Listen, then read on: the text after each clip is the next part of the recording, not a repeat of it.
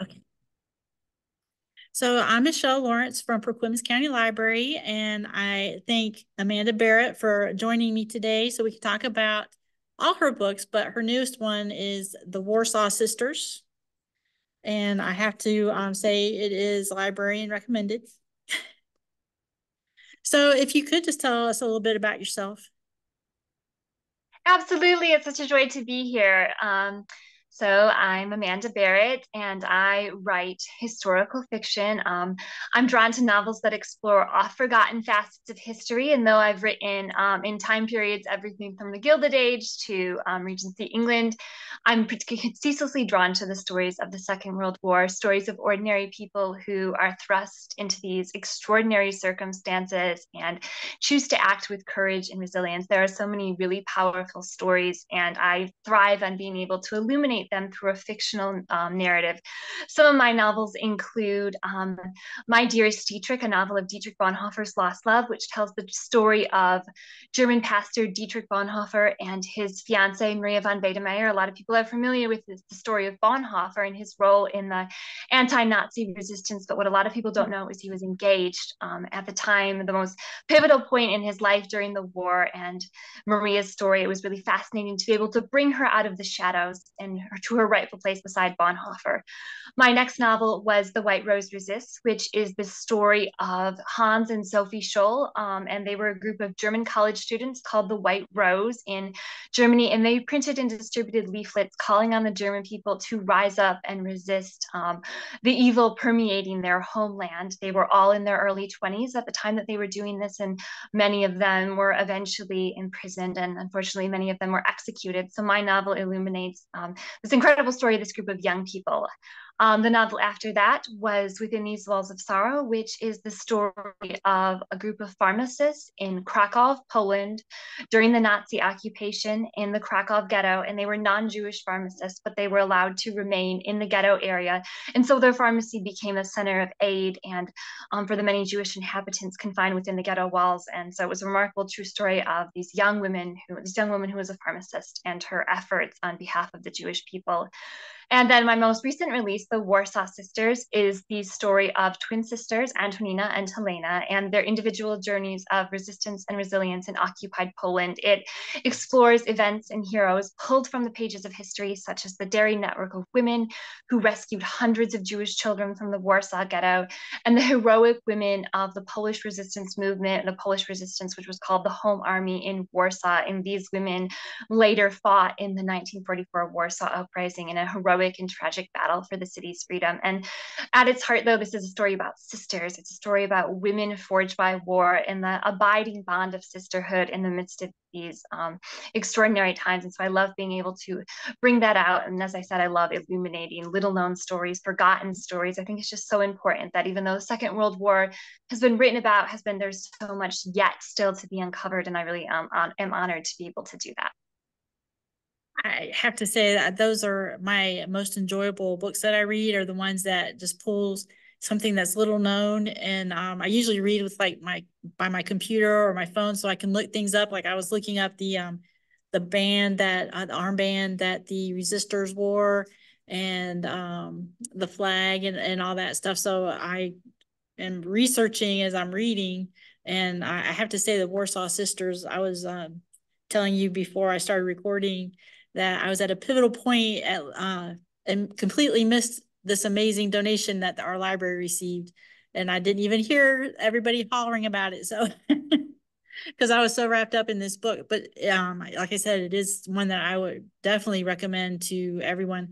I have the My Dearest Dietrich book at home. I haven't started reading that yet, but that is on my nightstand to come up next.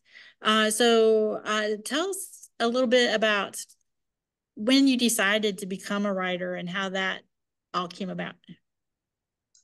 So I've always loved to write. That was something that even in grade school, I love stories, historical stories, especially. Growing up, I really loved the novels of, Louisa May Alcott, Anne of Green Gables, that kind of thing. And then in my teen years, I became very fascinated by the works of like Jane Austen and Charlotte Bronte and Charles Dickens. And so really had a fascination with stories of the past. And though I didn't pursue writing until much later, and my very first published work was actually in a novella collection published by Barbara Publishing called The Most Eligible Bachelor Romance Collection. So it's kind of been quite a journey from eligible bachelors to World War II and that. So it's been quite a journey, but a wonderful one. And I wrote several novellas for different anthologies for Barbara, covering everything from like the Gilded Age, which was the most eligible bachelor. My novel was set in Gilded Age America, to Regency England, to 1800s Texas cowboys. And then I really settled on World War II when I came across the story of Dietrich Bonhoeffer. And but World War II is something that has fascinated me again when I was in grade school and I first read the Diary of Anne Frank. And for me, that was my very first introduction to the human stories of the Holocaust, taking World War II from some dates in a textbook to these real stories of ordinary people and thrust into these times. And ever since reading the Diary of Anne Frank, I continued to seek out those stories of hidden children in the Holocaust, stories of people who were part of the resistance. And so I had this base of knowledge about World War II when I came across the story of Bonhoeffer, and have just really continued to research and explore it ever since. And it seems for me that research is like unwrapping layers of tissue paper. Each new layer leads to fresh discovery. And the more I continue to read, the more stories I continue to uncover. You can tell that there's a lot of research that goes into your books. How long does it take you to, I guess, from when you start with an idea to do all the research and then start getting it down on paper? So, research for me begins well before, it's usually in the very formative stages because my stories are so steeped in history and so steeped in the research I do. So, for example, my novel, The Warsaw Sisters, I already knew a great deal about Poland during the occupation because my previous novel, as I said, Within These Walls of Sorrow, was also set in Poland, in Krakow. So, I really had this base of what it was like to live in Poland during the German occupation, which I was then able to really build upon to focus specifically on what was happening in Warsaw. So I read dozens of firsthand accounts. I always seek out not only like those broad historical narratives, but the memoirs, the diaries, the letters, the interviews with survivors of the Holocaust, survivors of the Warsaw Uprising, the women who fought, because in human stories, are really where I get my best ideas and where the story really begins to come together. So for the Warsaw Sisters, I read around 100 books or used around 100 books to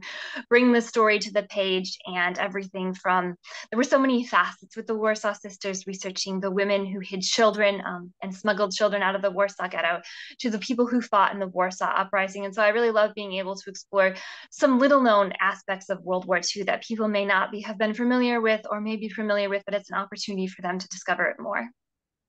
Yeah, I really enjoyed the like everyday people becoming heroes and not even realizing that they have it in them. So I have been enjoying your books. I have some questions written down because I know that when you get old, you can't remember things. So as you start writing your books, is there anything that surprises you or has surprised you when you're creating your stories as you're writing? Like, do you have your plot already planned out, or do you let it kind of go along or grow as you write? So, with the Warsaw Sisters, I was very much surprised by how much the Warsaw Uprising of 1944 would play into the story. I knew about the Warsaw Ghetto. That was something I knew about before I started researching the novel, but I didn't know a lot about the Warsaw Uprising that took place in 1944. And as I began reading more about these young women who served in the resistance during the occupation, and then when the uprising broke out, they worked and fought in the Warsaw Uprising. They were couriers and nurses and combatants. They sacrificed as soldiers and suffered as soldiers, and exploring their stories was really a profoundly moving experience. And so the more that I researched their stories, the more I wanted to be able to illuminate them in the novel, to highlight them in the novel, because it's something that I think maybe a lot of people haven't heard about. I'm of Mhm. Polish heritage, so Polish culture and history and traditions were something that I kind of that were part of my childhood, but I still didn't know so much about what Poland went through during the war, both what Poland suffered and yet the incredible stories of courage and resistance that arose amid the occupation. Yeah, I think you do a really good job of, you know, letting the reader kind of, because we've never experienced anything like that, as far as being, having a war in your backyard like that. So, just the relentlessness of all the loss and everything, it really does make you think. So, is there anything that you find particularly challenging when you write? What do you think is the most difficult part of writing? Well, so there are a couple of things. One of them would be the fact that this novel is set in Poland, and a lot of the sources were written in Polish. So I Mm. had to be creative with some of my research. I learned to use some translation services to be able to access things that I might not otherwise. Because though I can speak a little bit of Polish, I can't. I'm not familiar enough with the language to be able to read a book about it. So that was challenging, but also just wonderful to be able to explore, and very rewarding to be able to delve into it all. And then when I was discovering little known nuggets that was able to go into the story. And then the second thing that was challenging is the novel does deal with some heavy subject matter, the devastation of war and what it does, and I don't shy away from those hard facts and those hard truths. But for me, it is sometimes an emotional toll to write, but it's something that's so important to me. I think it's so important that we continue to keep stories of the Second World War, stories of the Holocaust alive, especially as more and more Holocaust survivors and World War II veterans pass away. To remember becomes even more imperative. And for me, though my novels are fiction, though my main characters are fiction, they're fictional, their stories are really steeped in real accounts. And I think story can be a powerful vehicle for remembrance and a powerful vehicle for creating empathy. And so that's always my hope, that though my novels would, never replace reading a memoir, never replace listening to a survivor testimony, that they would be a stepping stone, if you will, to furthering awareness of that time. I definitely get that. Do you find like when you are writing your book, how how wrapped up in it? Because like I said, I was so wrapped up just reading it that I wasn't paying attention to what was going on around me. But when you're writing, how involved are you with these characters' lives? I mean, are you sad when it's over? Or... Very, very, it's a very emotional process, spending months and years immersed in the story. The characters become like Mhm. beloved friends that I'm always sad to let go of, when after I do my final read through of the manuscript and turn it into the phone, the pages are formatted for the last time and I'm reading it, just fact checking for the last little things before it goes to print. That's always a very bittersweet moment. Bitter because I'm saying goodbye to characters that have become so close to me, but wonderful because it's been the chance for the novel to be ushered into readers' hands, into the world. So it's very much, but yes, it is a very emotional process. I definitely shed many tears while writing. My heart aches for my characters, and also because their stories are so influenced by the stories of real people, that makes it even more personal. Yeah, I can see that. These characters are like you said, you get involved with them and uh like when something was happening. I don't want to give out too much because I don't want to have any spoilers or anything, but you know, they're really pretty well, rounded and filled out, and you feel for these characters. So I think you've done a really great job with that. Oh, thank you, thank you. I'm so glad. That's always my hope. So I know as a reviewer, like I read lots of books. I don't always write like the paragraph long reviews. What is your opinion of how important book reviews are? Oh, book reviews, they are so important. The number of reviews a book gets definitely increases visibility on certain online retail sites. Reviews I know influence many readers when choosing to purchase a book, and so they're wonderful. I'm always so appreciative when readers tag me in a review on social media or send a link to me. That always, and reading those words of encouragement is also just really rewarding and encouraging on a personal level. On the days when writing is hard, getting a message from a reader can be such a blessing and an encouragement. So reviews are definitely important, and I'm so grateful to those who take the time to leave them. Uh, have you, let's see, I guess what is the most inspirational thing that a reviewer has said to you? What have you found to be the most inspirational thing? I've been so fortunate to receive so many kind emails. Sometimes one of the things that I find the most inspiring is when someone shares their own personal story connection with World War II. I think about an email I recently received from a woman whose name was her mother's name was Helena, and Helena is the name of my character. And her mother fought in the Warsaw Uprising, just as my character of Helena did. And her mother was in Warsaw at the time. And so, just thinking about when people are sharing their personal stories, and that my novels are giving them a connection somehow to their past, is just really special and very fulfilling.